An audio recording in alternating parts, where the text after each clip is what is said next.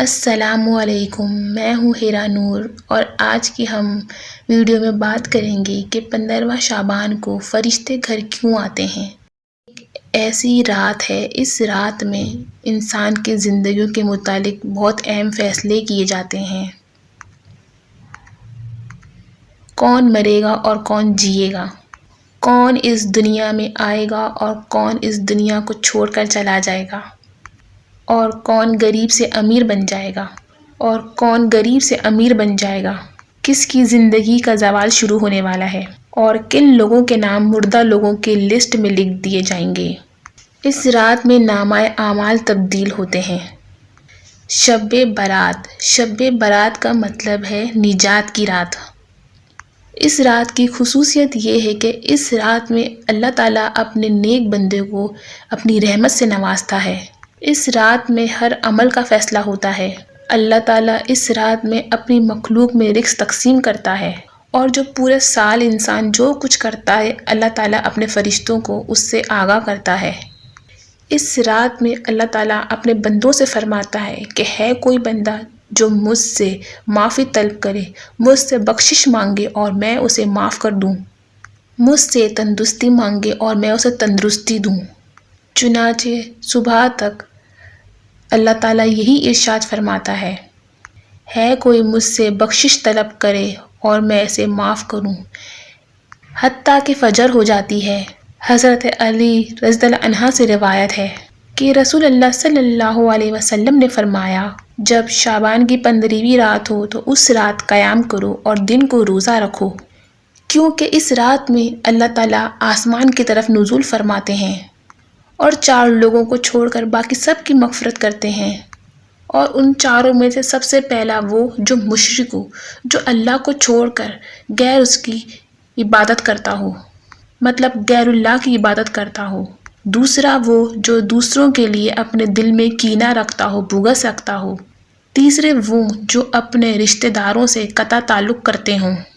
چوتھے نمبر پر وہ جو بدکار عورت اور شراب پینے والا۔ اور اس کا ہرگز یہ مطلب نہیں ہے کہ ان لوگوں کی کبھی بخشش نہیں ہو سکتی، بلکہ سبب یہ ہے کہ وہ اپنے ان گناہوں سے سچی توبہ کر لیں، اللہ کے حضور اپنے آپ کو پیش کریں، معافی مانگیں۔ بے شک اللہ تعالیٰ رب العزت بڑا ہی غفور رحیم ہے، معاف کرنے والا ہے، کیونکہ توبہ کرنے کی توفیق بھی اللہ تعالیٰ کی طرف سے ہی ہے، اور وہ جس کو چاہے ہدایت دے۔ جب تمہارے دل میں یہ آ جائے کہ تم نے بہت گناہ کیے ہیں تو اسی وقت توبہ کر لو، پھر دیکھنا اللہ تعالیٰ تمہیں آگے کے گناہوں سے بھی محفوظ رکھے گا۔ آج تم اپنے رب کی طرف رجوع کرنے میں بالکل دیر نہ کرنا۔ حضرت عائشہ رضی اللہ عنہا فرماتی ہیں کہ حضور محمد صلی اللہ علیہ وسلم نے مجھ سے فرمایا، اے عائشہ، کیا تم نہیں جانتی کہ آج کی یہ شب نصف شعبان کی شب ہے؟ یہ رات 1000 راتوں سے افضل ہے، بہتر ہے۔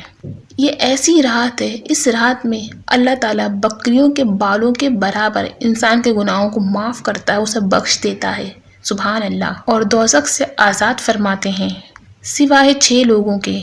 پہلا شراب کا عادی، دوسرا ماں باپ کا نافرمان، تیسرا زنا کرنے والا، اور چوتھا قطع تعلق کرنے والا، پانچواں فتنہ باز، اور چھٹا چغل خور، جو کہ اکثر ہم لوگ کی حرکتیں کرتے ہیں، ہماری فطرت میں ہوتا ہے۔ اللہ تعالیٰ ہم سب کو نیک ہدایت عطا فرمائے، آمین۔ روایت میں آتا ہے کہ لیلۃ القدر کی راتوں کے بعد 15ویں شعبان کی شب بہت ہی زیادہ افضل ہے، اور اس راتوں میں اللہ تعالیٰ نے فرشتوں کے لیے عید کا دن مقرر کیا ہے۔ جس طرح اللہ تعالیٰ نے ہم انسانوں کے لیے 2 عیدیں رکھی ہیں، اسی طریقے سے اللہ تعالیٰ نے فرشتوں کے لیے بھی 2 عیدیں مقرر کر رکھی ہیں، ایک شب برات اور دوسری شب قدر۔ انسان جب کہ اپنی دونوں عیدیں دن میں مناتے ہیں، اس طرح فرشتے اپنی عیدیں رات میں مناتے ہیں۔ پیارے دوستوں، اس رات میں ان تمام انسانوں کی فہرست شامل کی جاتی ہے جو اس دنیا میں زندہ رہنے والے ہوں گے، اور جو اس سال کے اندر مرنے والے ہوں گے، جو حج کرنے والے ہوں گے، اور اس پورے سال میں انسانوں کے ساتھ جو معاملے ہونے ہیں وہ اس لسٹ میں فہرست کیا جاتا ہے۔ ایک کتاب میں لکھا جاتا ہے اور اس میں ذرا برابر بھی کمی نہیں ہوتی۔ حضرت عائشہ صدیقہ رضی تعالیٰ عنہا نے فرمایا، حضور اکرم صلی اللہ علیہ وسلم نے فرمایا ہے، اے عائشہ، کیا تم جانتی ہو اس رات میں کیا کیا کام کیے جاتے ہیں؟ تو حضرت عائشہ رضی اللہ عنہا فرماتی ہیں، یا رسول اللہ صلی اللہ علیہ وسلم، مجھے نہیں معلوم۔ اس سال میں جتنے لوگ پیدا ہونے والے ہوتے ہیں ان کی فہرست لکھی جاتی ہے، اور اس سال میں جو لوگ مرنے والے ہوتے ہیں ان کا نام درج کیا جاتا ہے، اور اس سال میں لوگوں کے سال بھر کے اعمال اٹھا لیے جاتے ہیں، اور سال بھر کا رزق لکھ دیا جاتا ہے، اور رزق اتارا جاتا ہے۔ اللہ تعالیٰ ملک الموت کو ایک فہرست دیتے ہیں اور حکم دیتے ہیں کہ اس فہرست میں جن جن کے نام درج ہیں اس سال میں ان کی روح کو قبض کرنا۔ پیارے دوستوں، اس رات میں انسان کی زندگی اور موت کا فیصلہ ہو چکا ہوتا ہے، جبکہ ہم لوگوں کے حالات تو یہ ہوتے ہیں کہ ہم اپنی دنیا میں مگن ہوتے ہیں۔ اس رات کی اہمیت کو نہ ہم سمجھ پاتے ہیں اور نہ اس سے فیض حاصل کرتے ہیں۔ کوئی شادیوں کی تیاری میں لگا ہوتا ہے تو کوئی اپنے گھریلو معاملات کے اس میں لگا رہتا ہے، جبکہ انسانوں کو یہ معلوم نہیں ہوتا کہ آنے والے وقت میں اس فہرست میں، اس مردوں کی لسٹ میں اس کا نام لکھا ہوتا ہے۔ آپ صلی اللہ علیہ وآلہ وسلم نے فرمایا کہ ایک شعبان سے دوسرے شعبان تک لوگوں کی زندگی کرنے کا وقت، منقطع کرنے کا وقت اس رات میں لکھا جاتا ہے۔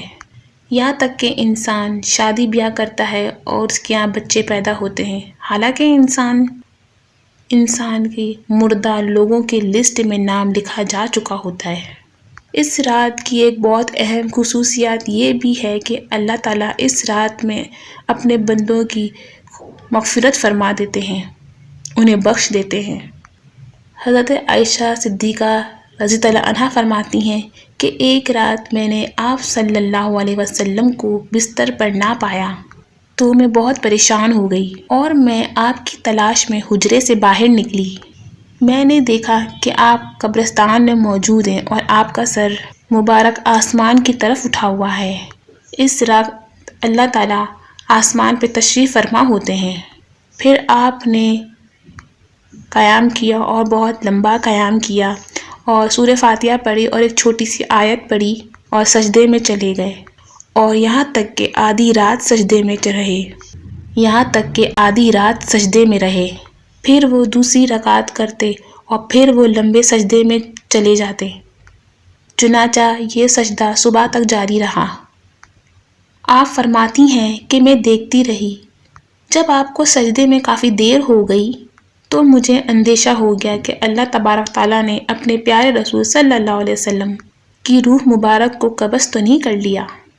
پھر جب میرا انتظار طویل ہو گیا تو میں آپ کے قریب آئی اور میں نے آپ صلی اللہ علیہ وسلم کے تلووں کو چھوا، تو آپ نے حرکت کری، تو میں نے خود سنا آپ صلی اللہ علیہ وسلم سجدے کی حالت میں یہ کلمہ فرما رہے تھے، یا الہی، میں تیرے عذاب، تیرے عفو اور تیرے بخشش کی پناہ میں آتا ہوں، تیری رضا کی پناہ میں آتا ہوں، تجھ ہی سے پناہ چاہتا ہوں، تیری ذات بزرگ اور برتر ہے، میں تیری شان و شان اور ثنا بیان نہیں کر سکتا، تو آپ ہی اپنی ثنا کر سکتا ہے اور کوئی نہیں کر سکتا۔ صبح کو میں نے عرض کیا کہ آپ سجدے میں ایسے کلمات ادا فرما رہے تھے کہ اس سے پہلے میں نے کبھی نہیں سنا۔ حضور نے دریافت فرمایا، کیا تم نے بھی یہی کلمات ادا کر لیے؟ میں نے فرمایا ہاں۔ تو حضور پاک صلی اللہ علیہ وسلم نے فرمایا، یہ کلمہ تم بھی ادا کرو اور اسے دوسروں تک بھی پہنچاؤ۔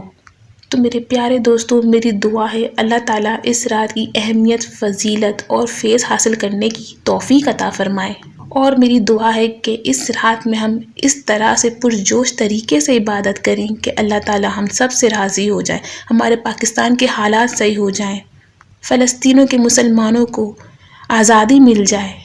اور اس رات میں اپنی خاص دعاؤں میں فلسطین کے مسلمانوں کو یاد رکھیے گا، انہیں پلیز نہ بھولیے گا۔